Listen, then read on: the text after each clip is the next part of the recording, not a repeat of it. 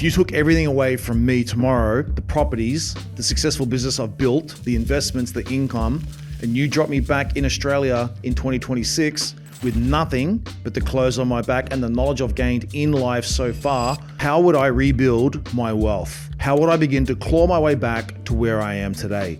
Because here's the thing, over the last few years, I've been asked this question a dozen times by my clients, my friends, business people I meet, and members of my family. Scott, if you had to start again today, knowing what you know, what would you do?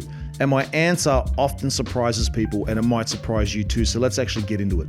So as you might know, I grew up in a housing commission area in Western Sydney where we didn't have much. I left school early. I worked for a while as a concreter. I worked in a shoe factory, but I had to give up that line of work after a back injury. Eventually, I got a job in a call center at Telstra, where I worked my way up through the ranks over 10 years before heading to Samsung and then to the NRMA. In fact, during that career time, I managed to average between 7 to 12% pay increase every single year on year. Eventually, I worked out that property was the thing that could help me achieve the goals I wanted for myself and my family. I teamed up with Australia's finest property analyst, actuary and data scientist, Liana Pan, to actually found and start Freedom Property Investors Community, and I've never looked back since.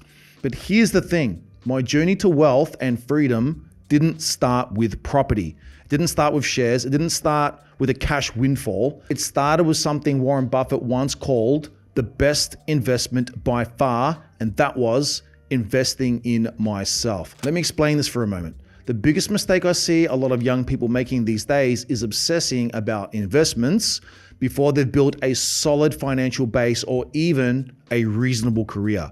I see a lot of young people arguing online all the time about ETFs versus property, property versus crypto, crypto versus shares. Meanwhile, they're earning 50 to 60 grand a year. To them, I say, you're worrying about the wrong thing first. Yes, you need to consider these things, but you've got to do it in the right order. If I had to start again, my first goal would be brutally simple: become more valuable in the economy. Warren Buffett summed it up beautifully. The best investment by far is anything that develops yourself. And he is right. Nobody can tax your skills away. Nobody can inflate your skills away. Nobody can take your knowledge away. The market pays for value. So I would ask some of these questions. What industry is growing and paying well? Where are the skill shortages? Where can I become exceptional? Because Australia right now has shortages of skilled workers across construction, engineering, healthcare, technology, and trades. The opportunities right now are enormous. The second thing I do, I get as close to a business owner as possible. This is something I learned very early on. Business owners see opportunities first. They make decisions, they control capital, they control money, they control cash, they build networks, and they are constantly looking for talented people. A lot of young people think they need to become entrepreneurs immediately. I don't think that's a very wise move. I'd rather work beside a successful entrepreneur for 5 years minimum than spend 5 years making expensive mistakes on my own. I'd become indispensable. I'd solve problems. I'd take responsibility. I'd make myself the most valuable member of every single team that I am on. And eventually the opportunities will come and the growth will be enormous. Promotions, bonuses, partnerships, possibly equity, maybe even start a business of your own once you've learned the rules of business. Now here's the part that absolutely nobody likes because it's boring. It's not sexy, it doesn't sell many books. Live below your means. That's it, that's the secret. Not forever, but for long enough. You see, one of the biggest wealth killers in Australia is so-called lifestyle creep. You get a pay rise, so you buy a better car. You get another pay rise, so you upgrade your holidays.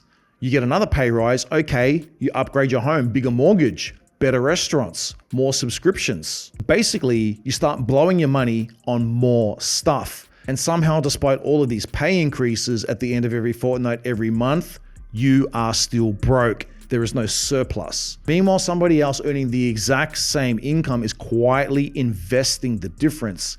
10 years later, they are filthy rich.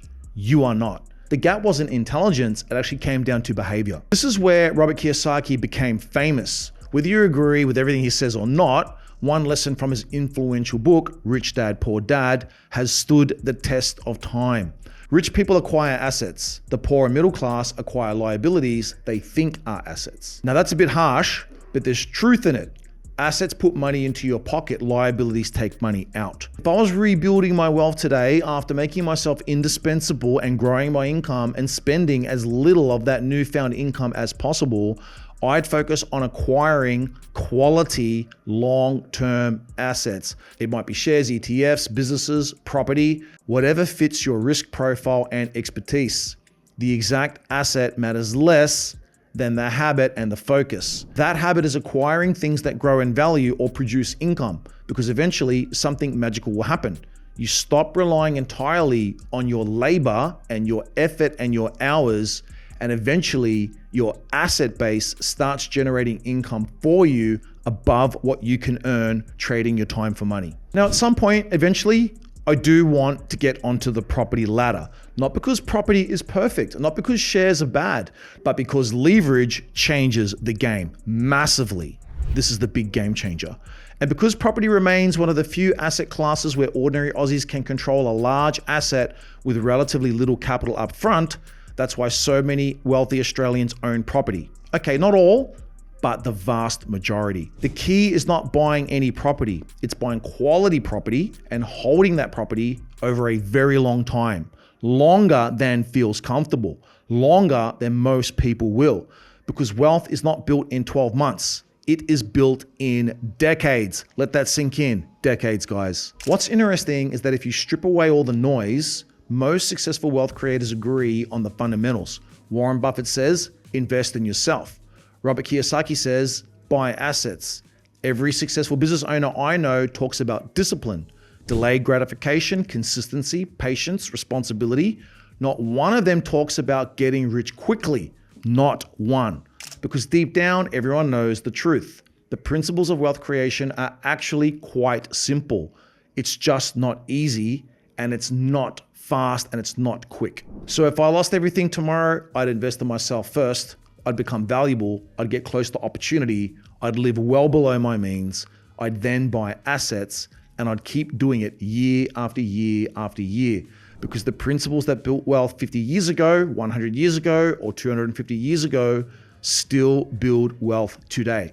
Hard work, discipline, sacrifice, patience, grit. There isn't a shortcut, there never was, and despite what some so-called gurus on social media will tell you, there never will be. The good news, you don't need a shortcut. You just need enough time, enough consistency, and a willingness to put in the hard yards. And here's the other thing. If you work hard, you'll find your priorities change. So when I was younger, I always thought the goal was to work hard enough so you got to the point where you didn't have to work anymore. The funny thing is, as I've gotten older, I have come to realize that was never really my goal. My actual goal was to build a life where I truly enjoy what I do. And you know what? That's the real reward for all of those years of hard work, the self-pride and the discovery of finding what you love. So here's my question to you. If you were starting again today with nothing, what's the very first thing you would do? How would you get yourself back to where you are today, or even ahead of where you are today? Or if you could start again, would you take a different route? Let me know in the comments, guys. If you found this useful, hit like and subscribe, because every day I break down what's really happening in the property market, the real economy, and with your money, so you can make better decisions for yourself and the people you love and you care about. I'll see you guys at the next video.